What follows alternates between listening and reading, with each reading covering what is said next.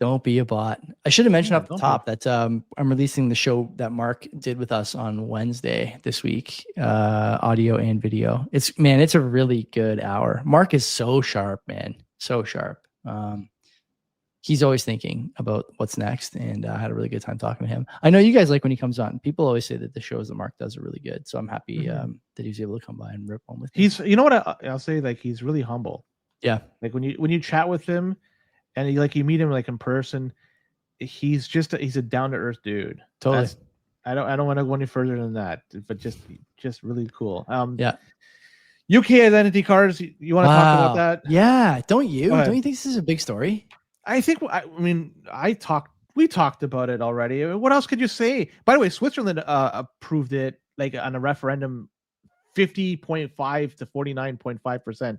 Looks like there's a majority of people out. People are dumb. They're dumb. They don't know what they're signing up for. Even though Keir is saying it out loud in some of these interviews, like, we have to think upstream to climate change and poverty. Like fuck we do. And when he's talking about every UK citizen has the responsibility to stand up to injustices around the world, like, no, I fucking don't. I don't have any responsibility for the injustices in Botswana or Iran or North Korea. Like, I don't give a fuck about any of that. These guys this is a dicey path to go down. And it's amazing listening to the BBC interview people on the street, and no one seems to care. Like, they're totally lost about what this means. They're totally lost that people think it's like there's going to be like a digital ID card or something. Oh, I'll just show them my digital ID. Like, no, man, it's going to be an app on your phone. That app on your phone, you're going to need it to go on the internet. You're going to need it to tweet. You're going to need it to send messages. You're going to need to use a bank, go to a restaurant, go to a gym, go to a movie. It could be a card too. There could be a QR card. Maybe. But the big thing chip that's on it.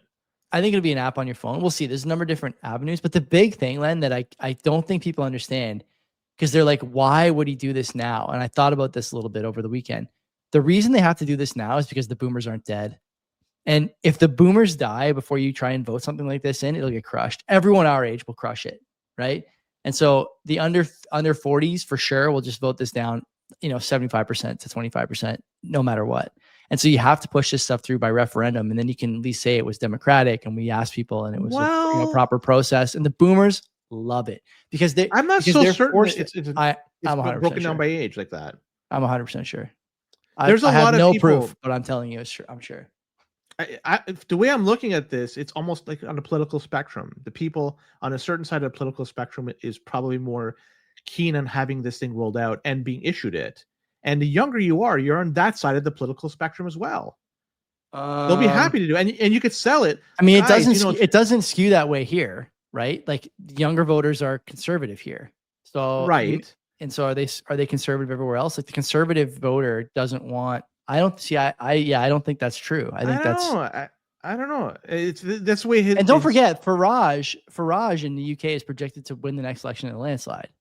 So who is he? Which part is he? He's basically the Conservative Party. He's actually further right than the Conservatives are. Yeah. So, I mean, is it a different party than the Conservative Party? Yeah, there's 3 or 4 parties over there. Because they're the Liberal Democrats, which is like centrists. Yeah, Labor, which is which right now it's yeah. They have the.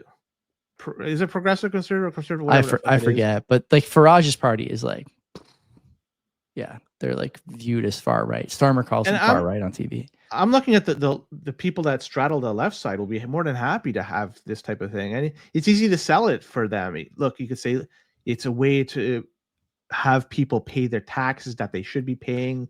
And you can give them, I mean, I love it. Yeah, if I can do it, let's have these fuckers pay that they're skirting the system, that are doing shit by cash under the table and all this. I love how Starmer, the way they're framing it is it's going to help with migration, illegal migration. We have to stop the boats by giving them voter ID. I said to Mark, I'll spoil it now. Like, people, Starmer talking about how people are sick of the immigrant crime, immigrant illegal jobs, immigrant this, immigrant that. And I just think, like, if an immigrant is waving a knife at a daycare, like, is pulling out the digital ID card going to stop him?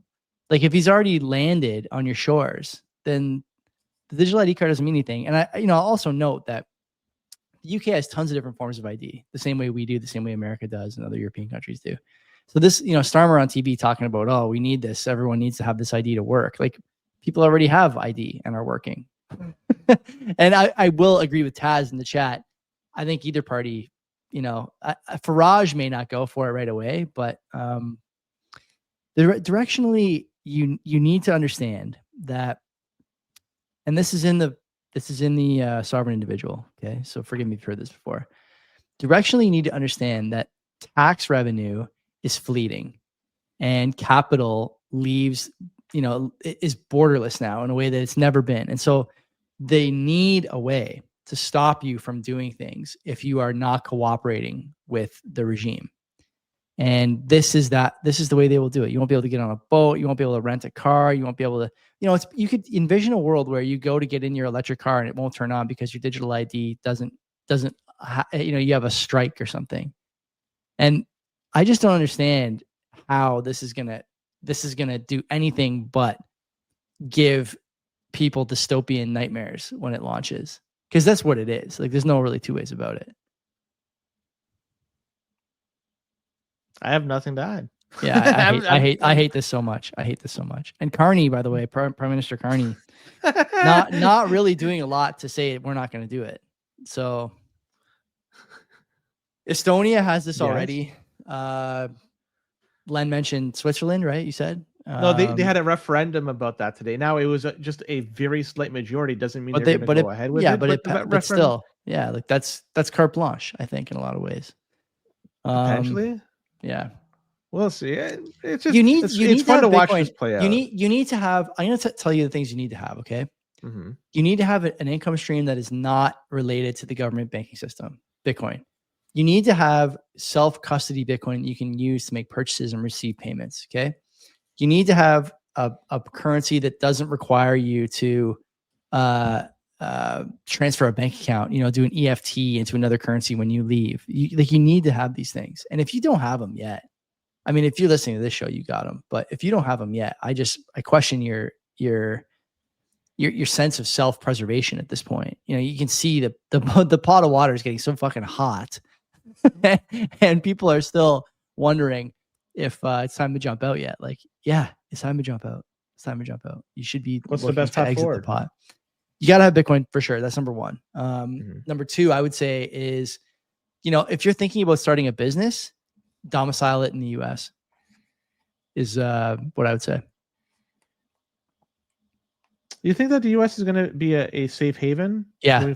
Considering now we have Trump in there. Yeah. And the pendulum may swing after next election. States' rights are too hard to usurp. The US is truly unique in its democratic model. And I mean, the other question too is like, is the states going to be able to escape this this tendency, like these overreach tendencies?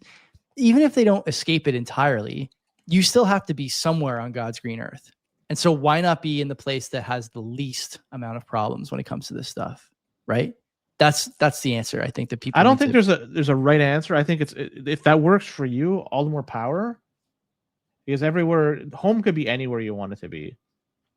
Yeah, I don't know that that's actually a good answer though.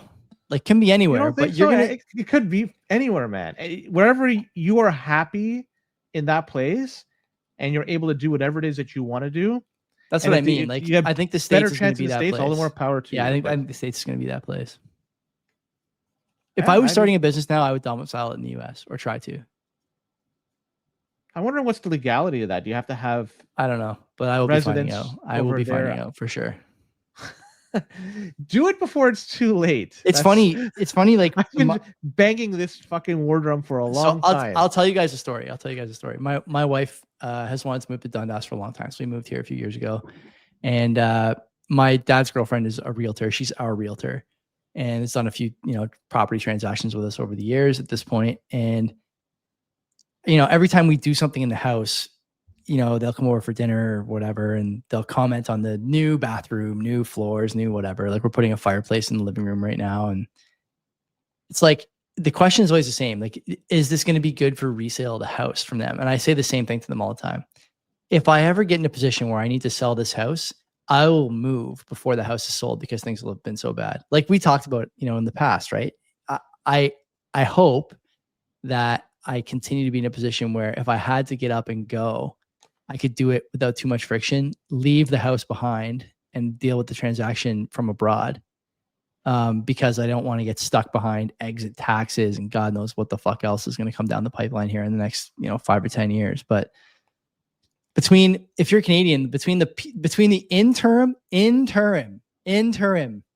head of the PBO going on every station that will have him and telling people the sky is falling, to the mayor of Toronto saying that unfortunately, if the government can't come up with another $100 million for the city, they're gonna have to raise your property taxes to pay for migrants and asylum seekers, to the Canada healthcare being number 3 in spending and number 1,000 in outcomes, to public schools in major Western democracies trying to ban tutoring because it's making kids too smart for the teachers. Like, at some point, okay, you have to be willing to say, we're leaving tomorrow. We'll sell the house from abroad and get whatever we get for it, but we have to go now. And I think it's getting that point for a lot of people. It is for me. I'm starting to think about this more and more, much to my wife's chagrin. But I think that you can only take so much more. At this point, I have a young daughter, and I'll have to make a choice before she goes to school, right? Do I want to be forced to ship her off to, Estrogen Elementary because it's the only option in my area? And if I ship her somewhere else, it's like, I got to pay some extra fee or, donate enough money to get a bench named after me or something like that. Or do I go somewhere where people are just aligned with my attitude, my politics, my way of thinking about everything, as basic as who should be playing sports against who, and how much taxes should I pay for migrants from Northern Africa or wherever else? The answer to these things to me is obvious. And I know it's obvious to a lot of other people too. And I think that the more extreme the conditions get in these segmented areas, whether it's, Ontario or Alberta or whatever, you will find that the remnant find each other. And it feels to me like there's something going on in that regard. And so, to answer your question, that's a long way of saying, I think the States would be the best place to find like-minded people. And I just hope that it stays that way, into the future. Yeah. Nothing is static, and you can only try to make a decision based on the information that's available to you at the time. Yeah. So if things change because variables change, agility, and you say it all the time, being agile, it's among the most important things. Yeah. And I can't wait for the day when I could say goodbye. It's going to happen. Whenever it happens, it happens. The problem is I still have family roots here. And as long as you got aging people that's surrounding you, it's hard to move. But we'll see who goes first. Maybe me, maybe them. If it's me, then at least I'm untethered at that point. Yeah. I have no worries if I'm buried 6 feet under at that point. Fuck that. I could leave the Bitcoin to somebody else. Canada Post is on strike. Love this stuff. Love it. Love this stuff. Yeah. It's no more door-to-door delivery for the 4 million people or so. Should they abandon door-to-door, you think? Yeah. They're losing $10 million a day, according to Prime Minister today. It's not all as a result of this. It's a part of this. So if they could save, say, $10,000 a day by getting rid of the 4 million people that are getting door-to-door delivery, all the more power. Just use those community boxes and just run with that. I understand it may put some people out, but you adjust. It's good for people to get out, go for a short walk, pick up your stuff. But I read some interesting stories. One person, they were waiting for the ashes of a loved one that was shipped by Canada Post, and it's now stuck in transit somewhere, and it's going to be stuck until this thing is resolved. That's the bullshit that goes on with this. How is it possible that after the last strike, these guys haven't looked at their PR nightmare and figured out that maybe if you're going to wildcat, which this is a wildcat strike, if you're going to wildcat, then maybe finish transporting and delivering the stuff that's already in transit and just stop taking new parcels? Yes. Or do this. This is an alternative. Say, look, 2 weeks time from today, we're going to go on strike. Yeah. It's telling the world going on strike in 2 weeks time. If you submit something in it, that's your choice. But 2 weeks time, we are going to go on fucking strike. Then at least you give enough of people can make plans. They can adjust. Right. And if they don't, they fuck them.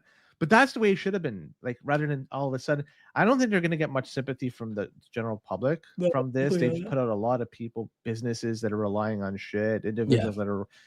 I don't know how many people are still getting paid checks from the government for like the old age security or Canada in the pension mail. plan. God, I can't imagine. It's got to be. It's got to be number. few, but you know what? No, I think it's got to be a probably big number. Yeah. You think so? So then, if it's even bigger than that, I'm explaining it's even bigger problem. So they're you know, they got to fucking make do somehow. This sucks, and this is, you know, it kind of reminds me, like, history repeats itself. You know, this is not quite the same level, but Russia had a revolution a little over 100 years ago, and if you understand the reason why, the government, they were out of touch with the commoner, sending people to fucking war. Tons of people died. It took them away from the farmlands and stuff. Strikes were happening all over the place. People were just fucked. And then they tried to do some sort of protest. They were shot upon. And, you know, like, there's some similarities here. You see that's going on. You know, things aren't operating here the way they should be operating. Yeah. And this is just another example. What do they want from this? They want higher wages, better working conditions. They're not going to get anything from. They're not going to have their demands met. They're going to lose out, I think, in the end. They're going to have less people working for them. They're probably going to get a raise. I think they turned down 13%, right? Is that the number?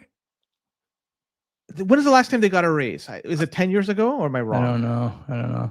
Hypothetically, say it's 10 years ago. Yeah, hypothetically. Okay. And I'm going to go on this, so don't fucking shoot me. Then they deserve a raise, because considering what has happened in the past 10 years, especially the last 5, you can't live on 2015 salary.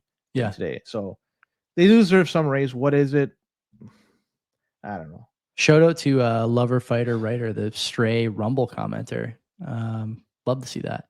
Yeah, listen, the Canada Post business model clearly is broken, but, you know, knowing a few posties like I do, one thing I hear all the time is that the big cost, and this is the case for a lot of companies, the big cost is where? It's in administration. You got, you know, 3 supervisors for every 20 people. And it's like, okay, do we need to pay all these people $150K a year? I don't think we do. Those supervisors are not the only ones delivering mail. Yeah, they're not delivering. That's the problem, right? They're at they're doing something behind the scenes. Sorting I bet you they people. are. Small, having cigarettes. I don't know. What are they doing? No, I bet you they are going through like those checks, like the ones that are supposed to go to people, like you mentioned, and just pulling them aside, and then because they're getting requests from their members of parliament to get shit done.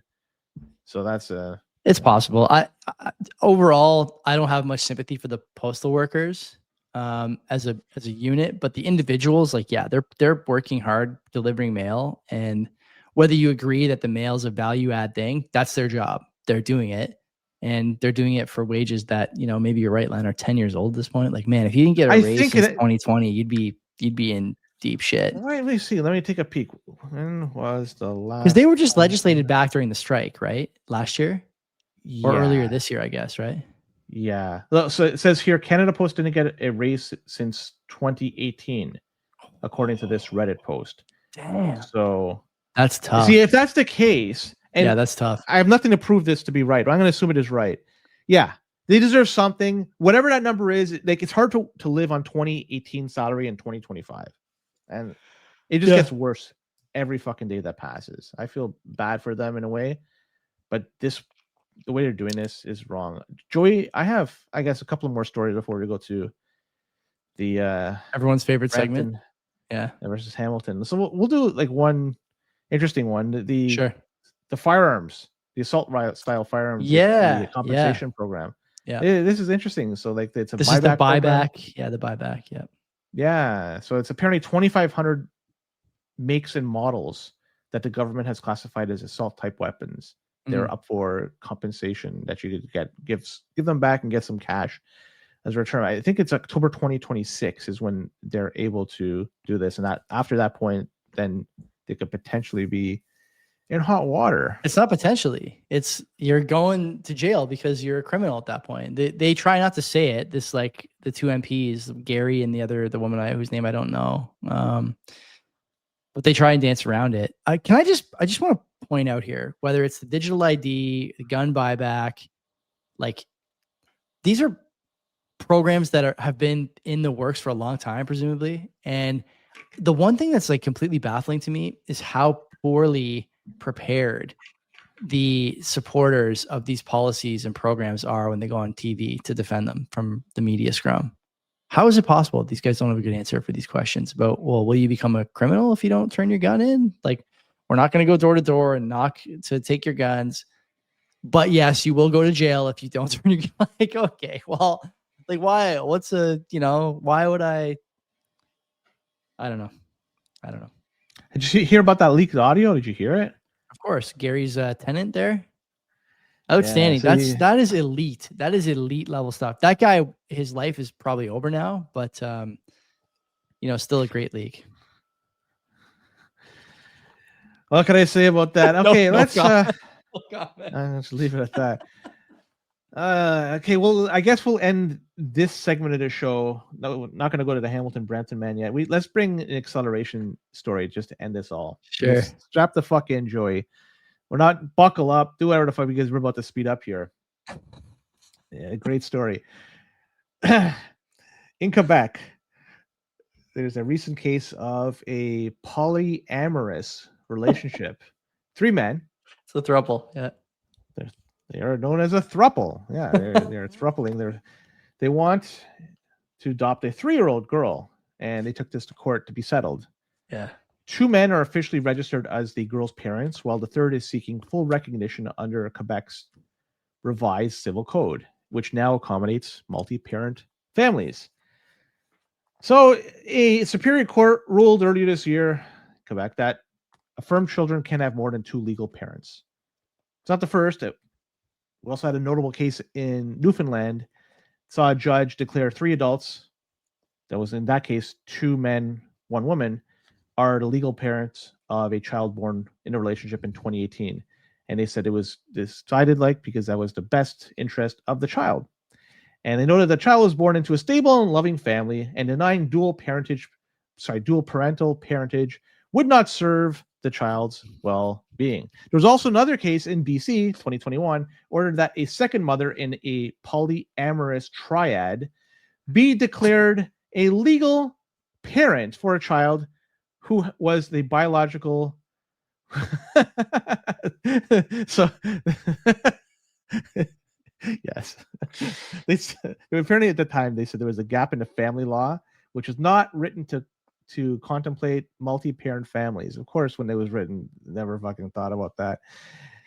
And yeah, they had the best child's interest at heart there. So yeah, you can now have a kid with 3 parents. In this case, the Quebec couple, which is a couple, throuple. 3 guys. They got ownership. How many parents does every kid have? How many parents are required for a kid? You need a mother to give birth and a father to give something to the mother. That's right. Yeah. So when they say they want 3 people recognized as parents, like what am I supposed to make? This is an unnatural request, and it's one that's, again, it's like they're pretending, and they want the courts to recognize that they're pretending something. I disagree with this. Send all these people to labor camps until they smarten up. This is a truly accelerationist. Now, because the courts have ruled this. Why? Yeah, go ahead. I think it would have to go to Supreme Court. It's going to, for sure. Why should these lower courts decide? Is what I was going to say. Why should they even have? They should just go, forget it. I'm not touching this. But now, stick to letting out 30-time arsonists and 30-time assaulters, not deciding whether or not you can, a marriage and a child needs to have a cuck chair parent recognized on the birth certificate. Like, what the fuck are we talking about here?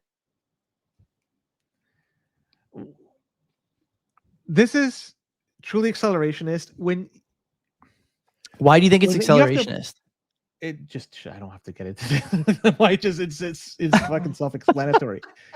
When I had to get documentation to prove parentage, because I had to do that for some documentation that I was applying for, it showed parentage, and it showed the documents were clear. Long form birth certificate. It said father, mother, name, place of birth. That's it. That's all they had. And there's no third option. That's all it had. Throuple. I didn't have it on the document that I was born. Now, granted, that was almost 50 years ago, but it was clear as day. It was clear as day. So, you know, like this is truly accelerationist. This is where we are at. I'm going to give this a shout out to Wedge for the Singapore dollar. I hold this out through the show all the time. You know what? Like there's I'm going to be careful here not to get myself in trouble. But yeah, there should be social consequences for stuff like this, right? Like I'm not saying if you want to do this and you think it should be legal to have like 3 parents, all of them the same sex for a kid. You know, there's a lot of research that shows that this is detrimental to child development. It may be unpopular research, but it is, you know, research all the same from institutions that have great reputations for this stuff. At some point, you know, I have to be able to say as a parent, I don't want my kids hanging out with that kid, unfortunately, because I can't get behind this idea of parenting. I think that's fair. But the problem you run into is this, like, you know, this sort of bake the cake moment where groups who feel they're disadvantaged don't like that legally you can not hang out with them or not, you know, like I said, not make them the cake or whatever. And so they pursue this avenue where suddenly whether or not you include them in your private life is a legal matter. And that, like, to me, if you keep allowing this, that's the direction this goes in. We see this all the time, whether it's in, you know, gyms and schools or whatever else. Like you're gonna go down this road you don't want to go down, where suddenly my private life is only as private as it's allowed to be by the state. You know, am I going to face punishment from a school, for example, for not inviting? I think about this all the time, by the way, because I have a little one now, and you know, there are people in my neighborhood who have kids around the same age, and when I see them, I think like, okay, this person has, you know, a 35 BMI. Like, I'm never going to let my daughter hang out with their kid. The kid is going to be annoying and is going to be poorly raised. The parents are impulsive, whatever. Like, I'm not going to do that. I see parents who have like sloppy shit all over their porches. And it's like, yeah, okay, you have a kid, it's busy, but like my porch is not sloppy. And so that colors the way I think about you. Like, if my daughter says I want to go hang out with little, you know, Carly down the road, and her parents have, you know, an unkept front yard to the point where it's like, you know, bordering on a bylaw call, am I going to let her go there? You know, probably not. And you can say whatever you want about that style of parenting, but why should I pretend the apple falls too far from the tree? Unless, of course, none of the people living at the house are actually their parents, and it's a throuple and they're, you know, all just making it up. But this is the social consequences is something that has to come back. And, you know, colloquially we say bring back bullying, but ultimately this is, you know, sort of in the same vein.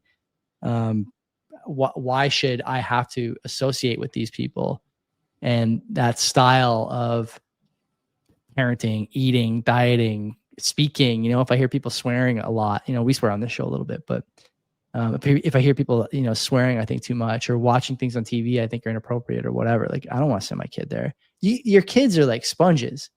And I think a lot of people now are starting to realize that they have choices in association, and maybe they're going to take advantage of it. And by the way, I don't want to hear people saying, oh, that's homophobic. It has nothing to do with homophobia.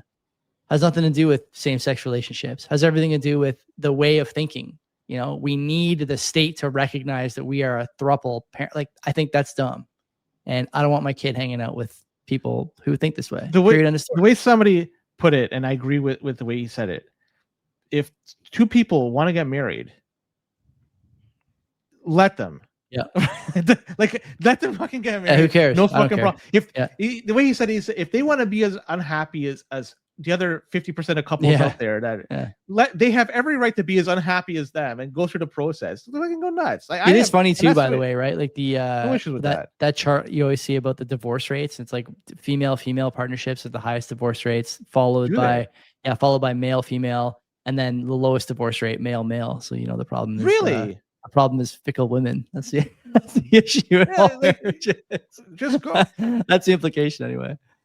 Yeah. So yeah, like, I have no issues with anybody wanting to get married. Do whatever you want. Have fucking fun, man. Like, you know, everyone's like, at this point, like, I was born in the late 80s, and so like I have gay friends, men and women, and like I don't think any less of them, because I think, you know, you can't control that. I always say the same thing. I can't say for sure when I started to realize I like girls. And so my assumption is that these people they don't know when they started to like the same sex. fine. I can't do anything about that. You can't do anything about that. But like I said, I do think this throuple thing and pursuing a legal course of action to get like that's stupid. And so, yeah, I think that's dumb. I don't like this idea, and I don't like these people. That's all there is to it. So there you go. All right, let's go to the Hamilton versus Brampton man. You said you're going to be seeing. Yeah, Twan? brought to you by 256 Heat. So pour one out for my minor. I must have done something when I was switching phones and turned the fan speed down, and I realized on Saturday morning that the fan was not running, and I never turned it off on purpose anyway. And so Twan was nice enough to call me on Saturday morning and walk me through like how to tell if I'd fried the board, and I had fried the boards. So I'm going to go tomorrow to his house, and he's going to swap them out for me. The lesson here is when you're switching phones, make sure that you're paying attention to the settings in the apps as you're installing and reinstalling and resetting things up, because looking back, that's probably what happened. But all the same, looking forward to getting this thing back, up and running tomorrow. Twan, you guys have been buying these things like crazy. If you haven't bought one yet, think about doing it soon, because they're moving like hotcakes. And if you buy one that's an S19 model and tell him we sent you, he'll give you 5% off the purchase price, which is sick. So keep that in mind. Yeah, they're great for 256heat.com. It's great for heating up areas of your home that are cool, and you're going to be heating up this winter, like garage, for instance, or a particular area of your home. And by doing that, you'll be earning sats at the same time. So you're not just heating it up, you're earning sats. So check it out, 256heat.com, and they're quiet as can be. So you could have them in your bedroom and you won't even notice it. Joey would have it behind him, but right now it looks like it's fried. It's been running every week since I got it, but nobody would have known it's running or not running. Like when Mark came over on Friday, he asked if that was it. He couldn't believe it. He's like, that's crazy. I was telling him how much is earned compared to how much is cost. And I think he's probably thinking about getting one too. All right, let's talk about the Hamilton versus Brampton man segment. You could play along at home, and maybe you could be as gifted as Joy at picking out who is the Hamilton versus Brampton man. My record is 4-1, I think, right? Something like that. So yeah, I proposed two different stories. One of them, of course, is somebody from Hamilton and somebody from Brampton. And you got to decide who is who. So let's start off with this drunk guy, and he was trying to make a getaway in a cab while sitting on a driver, police say. A man is facing several charges after trying to steal a cab while drunk by sitting on top of the driver who was still inside, the police say. And according to police report, the police were called to disturbance just before 1 a.m. on Friday. So this guy was out late partying it up. And when they got there, witnesses identified an assaultive male leaving a cab. Police then pulled over the cab a short distance away, and that's where things went haywire. Police started to approach the cab, and the suspect jumped from the rear seat into the front passenger seat, making verbal threats to the officers. And then the suspect jumped on top and sat on top of the cabbie while attempting to steal a car. The cabbie struggled himself free from underneath the suspect while trying to get the keys out of the car. And the police were able to get on top of it, quickly could control the man and arrest him. The cab driver was uninjured, but the man inside, well, he ended up with minor injuries through the altercation. 33-year-old man with no fixed address was charged with assault, mischief under $5,000. Shouldn't have told me that. Okay. Vehicle theft and failing to comply with his probation. So he's been at this before. So good for him. Mm-hmm. It's man number one. Man number two was charged in alleged kidnapping after posing as a law enforcement. Interesting. The man was charged in a recent alleged kidnapping, posing as a law enforcement official, and he was threatening to arrest a woman, police said. And he approached the female earlier this year in February. And the alleged suspect inquired about the woman's immigration status, demanding appropriate documentation, and threatened to arrest her. Police said the woman was then escorted to her residence to gather the documentation, where a male suspect who was posing as a law enforcement official told her that the family would need to go to police station and money would be required for her release. And the woman's family contacted the authorities when she left with the suspect. Can't believe she did that. Authorities were able to locate the victim and the accused a short time later, so she was not physically injured. This dude, 32-year-old, was arrested and faces several charges, including kidnapping, impersonating a police officer, theft, and 4 counts of fraud. He was held in custody for bail hearing. And they say anybody with information about this, because it's not the first time he's done this, it looks like, please come forward, because they want to get some more information. So that's your 2 stories, one being Brampton, one being Hamilton. And let's see if you could pick which one's which. This is your best one yet, I think. This one's really hard because there's a couple things that normally would tell me like, okay, this sounds like a Brampton man. People know what that means when you're a Brampton man. No fixed address does not sound like a Brampton man, because if all these Brampton men had no fixed address, then real estate prices wouldn't be so fucking high in Brampton. But also, it seems unlikely that someone would be dumb enough to follow a Brampton man impersonating a cop.